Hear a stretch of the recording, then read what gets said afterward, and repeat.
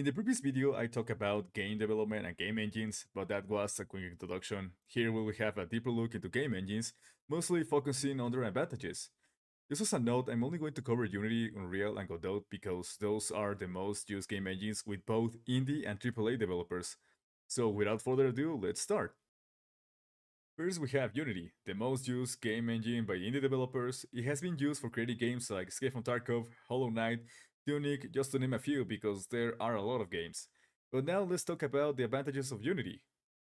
First, we have an excellent support for your games. It has a great toolset for developing 2D or 3D games, physics simulation, 2D lights, skeletal animation for sprite, localization tools, and many more.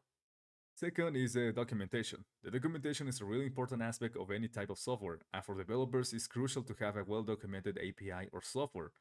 Unity does an excellent job. Every version has its documentation from the older versions of Unity 5.3 all the way to the newer versions of Unity 2023. Third, the visual programming. Unity has a visual programming language called Bolt.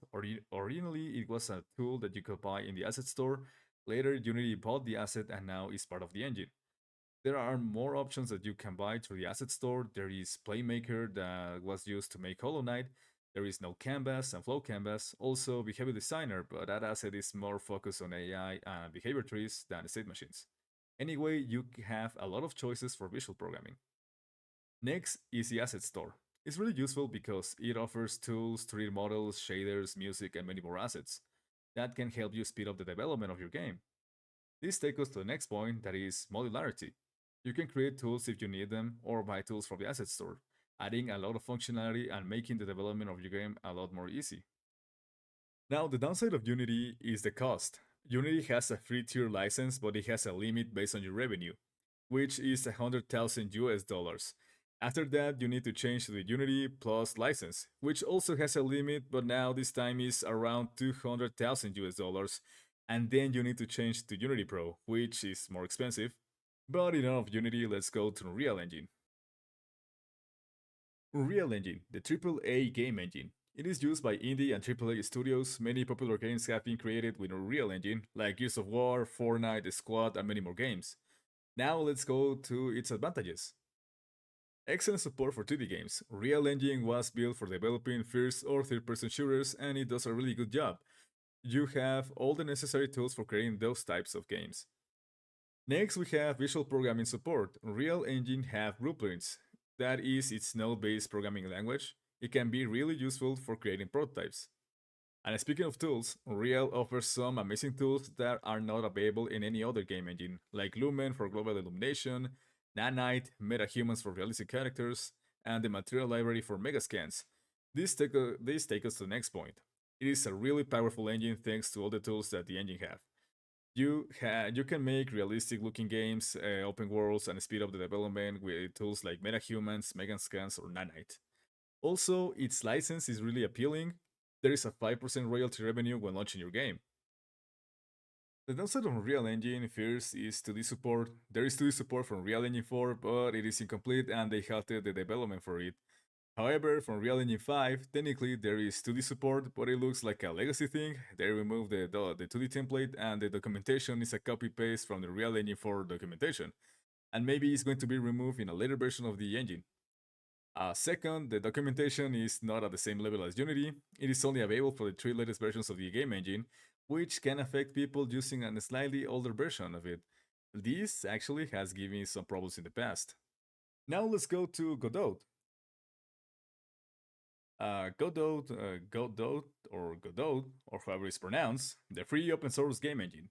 It is fairly new, first being developed and used by Occam Studios around 2001, but it was around 2007 when Juan Lininsky and Adil Mansur started the development of the Godot engine, and in 2014 the source code was released under the MIT license. Now let's talk about its advantages. It is open source. That means you can modify the engine and adapt it to your needs, or maybe you can create your own game engine. Godot is published under the MIT license and it is completely free. There are no fees nor royalties for publishing your game.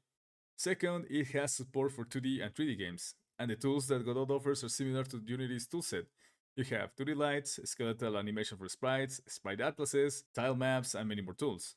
Now, for programmers, Godot has support for 3 programming languages. It is Script, its own programming language, C Sharp, and C++ with GD Native, so you have a fair amount of languages to work with.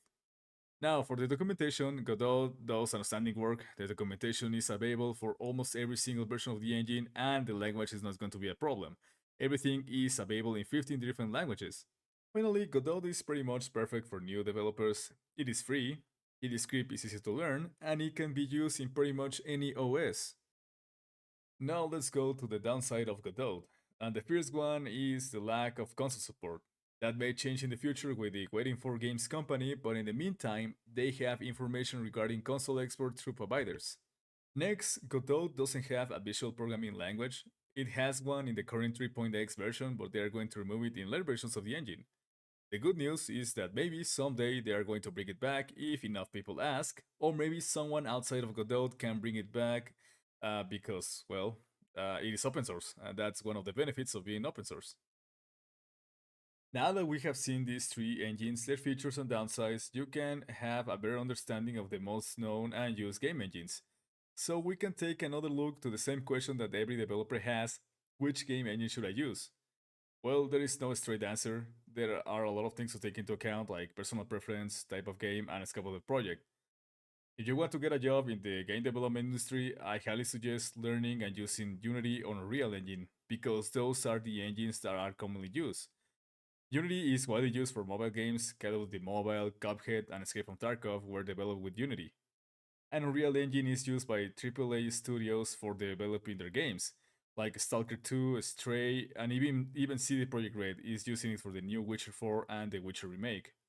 But if you want to go through the path of the indie developer, then you can choose any game engine as long as it covers the requirements for your project. Something to keep in mind: almost every game engine has similar capabilities. Everything that you can do in one engine can be done in another engine. So mostly it comes to personal preference and your workflow. Thanks for watching.